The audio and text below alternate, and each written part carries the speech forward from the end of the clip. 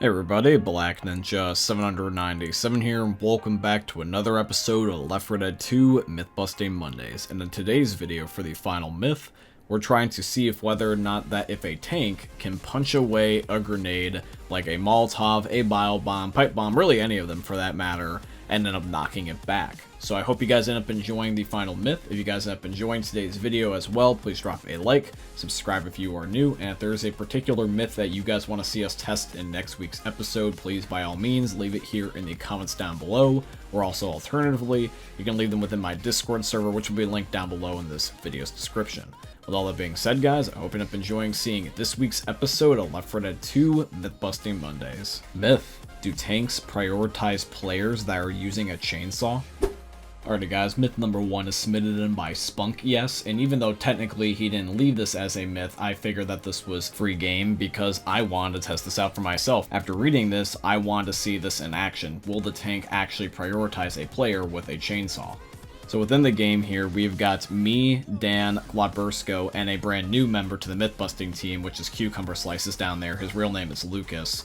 We're all going to be trying to end up testing this myth out by having 2 of us running around with chainsaws and the other 2 running around with just pistols. Now from our findings, there is definitely something going on with the tank's AI. It was best showcased in this part right here, where me, Glabursko, and Lucas just shoved ourselves in this corner with the tank, and then Dan went up behind him with the chainsaw, and as you guys can see, the tank is occasionally getting distracted when Dan ends up sneaking up behind him.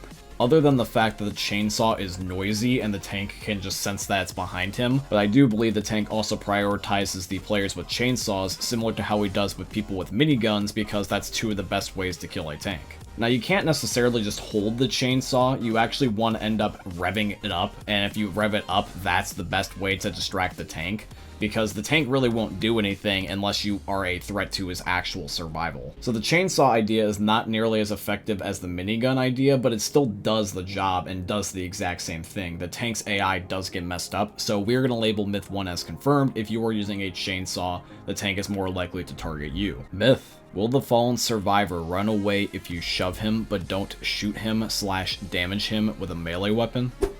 Alrighty guys, myth number 2 is submitted in by Nar in here today. So we're going to spawn in a fallen survivor, and then we're just going to rough him up a bit, knock him down a few times, and see whether or not he will run away, decide to fight, etc. So Dan's about to end up hitting the fallen survivor once more just for good measure, and now let's see what happens. So it looks like he is trying to book it. He is heading over here for the, it looks like, porta potties. So I'm good with saying that the fallen survivor will indeed run away if you end up shoving him, so I'm going to label myth number 2 as confirmed. Myth: can a thrown Molotov bounce off of a tank? Alrighty guys, myth number 3 is going to be submitted in by Glabursko. So this one's pretty straightforward. We're just going to spawn in a tank and throw a Molotov. And from the footage here, you guys are going to see that the Molotov does indeed bounce off of the tank. It's just that it immediately falls to the ground right afterward and sets him on fire. This means that myth number 3 is confirmed. Myth: will bullets that penetrate a wall activate a car alarm? Alrighty guys, myth number 4 is going to be submitted in by Keto. So we're loaded up in chapter 3 of the parish in the impound lot, and we're going to end up finding one of the alarmed cars and put a surface in the way and try to shoot through it and see if whether or not it will end up triggering the car alarm. There is a car with a alarm that is behind this surface, but as you guys can see, when we end up shooting it, there actually is surprisingly bullet marks in the car, but yet it will not trigger the car alarm. Is instead at the very most chirping, which is not the same thing.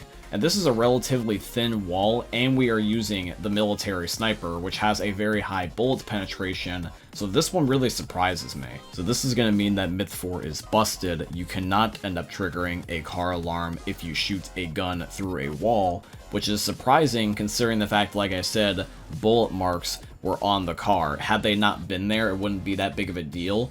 But it makes me confused now because it's making me wonder if whether or not that the bullets are actually hitting the car and it's just choosing not to set off the alarm, or if this is just some sort of visual glitch. Alrighty guys, and now it is time for the final myth, and once again it is going to be, can a tank punch back a grenade and launch it towards you? Let's get the final myth started and see if whether or not that the result will be the one that we're thinking it's going to be. Myth: if timed right, can a tank punch a grenade away? Alrighty guys, the final myth is submitted in by Jake with a Y, and I also appreciate you for boosting my Discord server, my guy. Thank you. It's very much appreciated.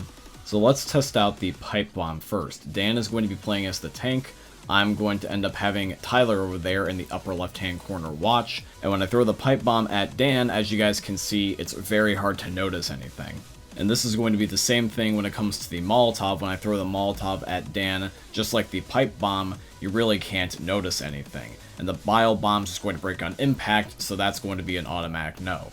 Here's going to end up being a side view. This is Tyler's POV when he was off over to my left or Dan's right. And then this is me throwing the Molotov at Dan right now.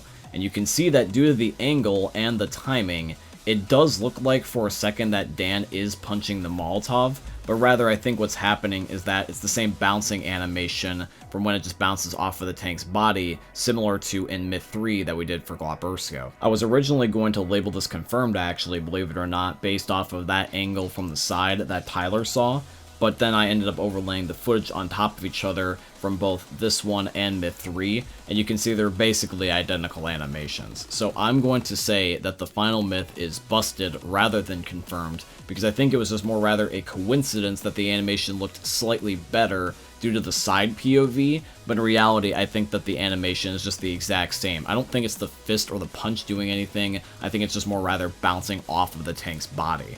Alrighty guys, but that's going to be here for today's video, and I do truly hope you guys ended up enjoying it. If you did, please consider dropping a like, comment, subscribe, follow, and all that beautiful stuff.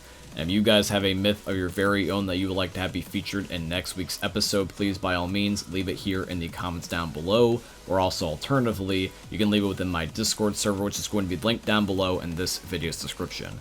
But before you do take off though, guys, I just want to mention one quick thing, and I probably am going to mention this at least once for the next couple of videos since it's so brand new, but for 7,000 subscribers, I have released a second YouTube channel.